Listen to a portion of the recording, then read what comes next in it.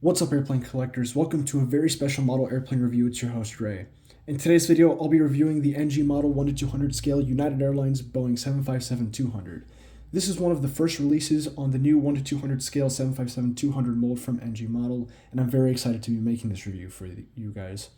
In this video, I will talk about the box, I'll do an in-depth review of the model and its features, and at the end of the video, I'll give my personal opinion about what I think of the model and whether or not I recommend it to other collectors. That being said, there's a lot to cover in this video, so sit back, relax, and let's get this started. Starting off with the box is a standard issue cardboard box, and it's actually proportional to the model size. It's not terribly big, so that is definitely a plus for storage. It's 22 centimeters lengthwise and height-wise, and 8.5 centimeters wide. I'll show you around the box now. So here's the front, bottom, right side, top, left side, and the back side. One thing I would like to point out that might just be an isolated issue to my box here is that the side flaps don't exactly collapse into the box all the way, and I believe this is because of the size of the plastic protective packaging in the box. The box itself could be a little bit taller because the fit is very tight, and I think that's what's forcing this out. On this side, it's pretty defined, but on this side, it goes in a bit better, but it's still not perfect. So yeah, box design could use a little bit of work, but it's not the end of the world. After all, the box is not what makes the model. It's what's inside the box that counts, and inside the box is the model itself, fully assembled, painted, and ready to go. Two options for landing gear configuration, one in the extended position and the other in the retracted position. For the majority of this review, I will have the model with the landing gear in the extended position, but later in the video, I will demonstrate what the retracted position covers look like, so stay tuned for that. Also included is a blue Collector Rewards Program card, looks pretty nice, and a metal display stand. And there's also this thumbtack here to help you remove the retracted position covers. Here's the model itself. Before I begin my review, I'm going to give a quick 360 around it. Fuselage length for this model is 24 centimeters, wingspan is 21 centimeters, and it's 7 centimeters tall. It's a pretty big model, accurate to 1 to 200 scale, and for its size, this model is pretty heavy because it is made primarily out of die-cast metal, if not entirely. I'm not sure if NG uses any plastic components. I think they do, but compared to the rest of the mass of the airplane, I think it's negligible. They're not Gemini jets. Starting up the review with the fuselage, here we'll discuss the nose profile. The nose profile looks really good. Nose shape looks fantastic, and I'll just say this right now, it's a lot better than what Gemini Jets has to offer. Gemini Jets and JC Wings, because that is the main competitor for this mold. This thing is much better. I'll say that with confidence. Overall, up here we have a lot of printed detail. I have no complaints so far. Everything looks pretty good, except for the fact that there was a paint application issue. Either a paint application issue or a mold issue. Now, it's really small. It's almost a really stupid nitpick, but you can see here there is a bit of a scratch. That is, I think, yeah, that's definitely on the paint itself. I'm trying to feel it. You can barely notice it, though. So, yeah, it's there, but it's small, so I won't complain about it too much. As we move down the fuselage, you can take a moment to appreciate all the printed detail that is present here. Very good work from NG. They definitely did not slouch on this one, and I have no complaints about it so far. Paint application seems pretty good otherwise. I have nothing to complain about except for that little scratch so far. So NG is making a very good first impression so far. And here is the rear of the fuselage. Here is our big and beautiful vertical stabilizer. This looks pretty good. Paint application looks good. The globe title looks good. The color fade from the black to the blue to the very light blue here looks pretty good as well. I don't see anything necessarily wrong with it. The colors on your screen are a little bit darker than what is on the actual model. It's just my camera isn't really the greatest. Molded detail on the rudder is pretty good as well, or not on the rudder, but on the vertical stabilizer here. There is panel lines and stuff. It's just filled in by the paint, so it's hard to see. There you can see the panel line details with the reflection of the light there. So very detailed vertical stabilizer. The right side of the aircraft is virtually identical to the left side with the exception of printed details and stuff. But everything I've said about the left side can also be applied to the right side. The right side of the aircraft looks really good as well. So overall, the fuselage has passed with flying colors. Moving on to the wings look pretty nice. There is a healthy amount of painted, printed, and molded detail here. Painted detail in the form of the reflective paint on the leading edge slats, and that is not normal. Okay, so there appears to be an inconsistency with the paint here. While it's hard to see, I can definitely see that either an extra layer of that silver paint was applied here or something finicky happened. When looking at it from this angle, you can't see it, but if you look at it in a reflection, you can see it. So paint application wasn't perfect, but it's not enough to justify a huge complaint. Molded detail in the form of course, the leading edge slats, the control surfaces, and the control surfaces at the rear of the wing are also clearly visible and they are not filled in with paint. So very good job on NG there. And here we have the printed detail for the, the overwing exits, sorry. So overall, everything looks pretty good up here. Bottom of the wings, there's really no printed detail down here. There's not much to put down there, but they still look pretty good nonetheless. Now, something that has been of particular interest to collectors are the cinder winglets here. Now, as you can see on the left one here, that's where this model suffers a bit, or this mold in particular. I think this model overall did suffer with the scimitar tips here. You can see the tip here kind of bends downwards. It's not supposed to do that. The tip is really sharp, so be careful when handling the model, but it does bend downwards. Now, is this fixable? Probably not. I don't want to risk messing up the model, so yeah, this one is a bit messed up. Aside from that, the shape of the winglet looks pretty good. On the right side, however, the shape is a little bit better. This is what it's supposed to look like, and I think this looks beautiful. So yeah, quality control on the winglets isn't perfect, but it's not terrible. Moving to the rear of the aircraft here, we can see the horizontal stabilizers. These are actually pretty nicely detailed. We got a bit of panel line detail there molded into the horizontal stabilizers, some painted and printed detail as well.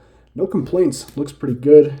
Here is the bottom side, looks pretty good as well. Very solid work, NG. I'm impressed, as per usual. Back here we have the APU. It's got a little hole for the exhaust. The way that the line meets up back here, that just looks really clean. Very good job overall back here from NG. I'm very impressed. All right, now for personally my favorite part, the engines. The engines on this model are pretty good. Overall in their shape, it's good. They've got a decent amount of detail on them as well. Okay, I do notice the engines have a little bit of a matte finish on them as compared with the rest of the model, which is gloss. You can kind of see it there. Finish is a little bit different. It's a small detail, but something to pay attention to. Here are the fan blades. Unfortunately, there is no spinner spiral details, and the fan blades do not spin. However, the detail on these is not messing around. They look really good, so NG definitely wins the credit there. And here's what the exhaust looks like. The exhaust looks pretty good. Here's the underside of the engine. Overall, very good job. Now, the only issue with these engines is that, I'll point this out later, they are a little bit too low to the ground, so we'll come back to that. The aerial details on this model include antennas, lights, and sat domes. I'll go over all of them. So in the front of the aircraft, we have a gem right here of a red light. Looks pretty good. We have a small antenna up here as well. This looks pretty good. I haven't heard of any quality control issues with it. And look at it. It's perfectly straight up and dead center on the aircraft. Very good job. Over here, we have a small communications dome. This is three-dimensional. This is something that Gemini Jets, the main competitor for this one, would be doesn't do. They don't do these things in 3D. They usually just print them on, which, I mean, it's so small, not that it matters much, but NG did take care of the detail there. And the sat dome here, this looks pretty good. I don't remember there being any issues with it, so very good job so far. On the bottom of the aircraft, we have another antenna at the front part of the fuselage, a light right behind the display stand hole, which will prove suboptimal in a little bit, and a small antenna back here in the rear of the aircraft. Now for the landing gear in this model. The landing gear in this model is interchangeable, and it is attached through a magnetic attachment for all three landing gear. Here's the nose landing gear. This is incredibly detailed, and as a result, it's incredibly fragile, so be very careful when handling this, Mr. Mustard Man. Anyway, you can see it pivots within a limited range, which is good. The wheels roll smoothly, and they're made out of rubber, and that's very nice. However, the one complaint I do have with the nose landing gear is that on the 757, the landing gear is supposed to be pivoted backwards a little bit. Something like, okay, I can't exactly do it, but something like this. With the way it stands, it doesn't do that. So that's the one inaccuracy with the nose gear and the way it's fitted to the aircraft. Here are the main landing gear. The main landing gear also attached through a magnetic attachment. And here you can see they do pivot. This one is a bit stiff, but it still pivots within a limited range. The wheels roll smoothly, and the gear detail looks absolutely impressive, if I must say so myself. So now I'm going to exchange the landing gear configuration. So this is, of course, in the extended position. So all I have to do is, with a light pull, I just remove the landing gears, and there you can see the magnets on the main gear wells, or the main gear base. Now, the retracted covers, I have actually never tried these, so this is the first time I tried putting them in. Okay, so that one's going to be a little bit awkward to fit. I know why. It's because I didn't really apply it that well, but oh, there we go. Oh, look at that. So here's what the main landing gear look like in the retracted configuration. I just need to say that this is really good. The seam between the retracted cover and the wing itself, phenomenal, if I must say so myself. Now, in terms of quality, not the best, because you can see some of the glue residue kind of poked through the bottom of this one here on the bottom of the left wing, but still, it fits very well. As for the nose one, let's find out together. Okay, which way am I don't even know which way I'm supposed to mount this. I'm pretty sure the bigger numbers go in front. Yes, they do. Okay, so yeah. Alright, so unfortunately the nose gear cover did not fare as well as the main gear covers. I believe I can modify this in the form of sanding it in order to fit into the bay there, but it really doesn't fit the best. Yeah, no, that's not optimal at all.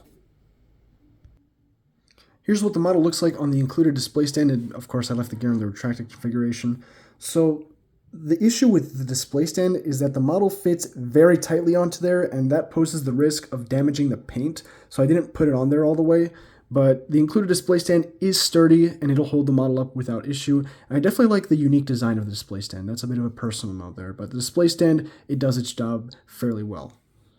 When you receive the display stand, you will need to assemble it by screwing a screw in here, but that fits pretty well, and it fits very tight.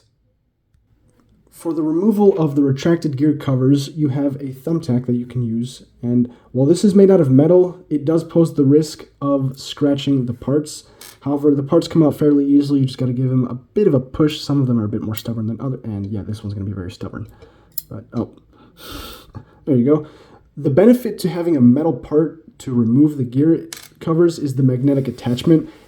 The magnetic attachment will latch on to the gear covers, which makes it easier in some instances. As you can see here, I'm having the time of my life trying to. There we go. That's what I mean. So that is an unexpected benefit to having a thumbtack as a result. All right, so for this shot, I am free holding the camera, so please forgive me if it's a bit shaky. So here is the front of the aircraft, and what I was touching on earlier with the engines, you can definitely see the engine clearance is smaller than it should be, so those engines are a little bit too low to the ground. Not a concerning amount, but it is significant enough that it did set off a few alarm bells in the collecting community. It's not terrible, but yeah, it's something to notice. In terms of wing balance and overall alignment and everything, I think the landing gear doesn't exactly align too well, because you can see the aircraft has a bit of a tilt towards the left side of the aircraft or the right side of your screen. But aside from that, everything seems to be almost perfectly aligned. Cockpit window printing looks good, vertical and horizontal stabilizers look good, wings look pretty good. So yeah, it's just that gear balance that kind of suffered there. And with that comes the conclusion of my review. Sorry about that. Now time for my personal opinion and recommendation. So here are the things I'm going to consider. This model is incredibly detailed, and it's a strong start for NG with their 1 to 200 scale line. I have good faith that NG is going to do amazing things with their 1 to 200 scale line.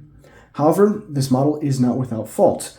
Like I pointed out earlier, that scratch on the fuselage and a few other quality control things here and there. Small imperfections, but just you have to be careful with it. And also I've seen that with this model, some of them have arrived broken to their owners with wings coming off, paint chips. So quality control can definitely be improved. But aside from that, this is an amazing model. It's very nicely detailed. So I do recommend this model to collectors who want one, assuming it's still in stock at places, because this thing sold out like hotcakes. However, proceed with caution because quality control is still a little bit spotty with NG's 1 to 200 scale line. Another thing I would like to point out is that, yeah, some of them do arrive broken and they're very fragile. very fragile models. Those wingtips are very easy to break, and so are the landing gear, so please handle these things with caution. That's all I can really say. Thank you so much for watching. That's all I've got for you guys today. Like, comment, and subscribe. Stay tuned for more model airplane content. Tell me what you guys think down below, and I'll see you in my next video. Take care.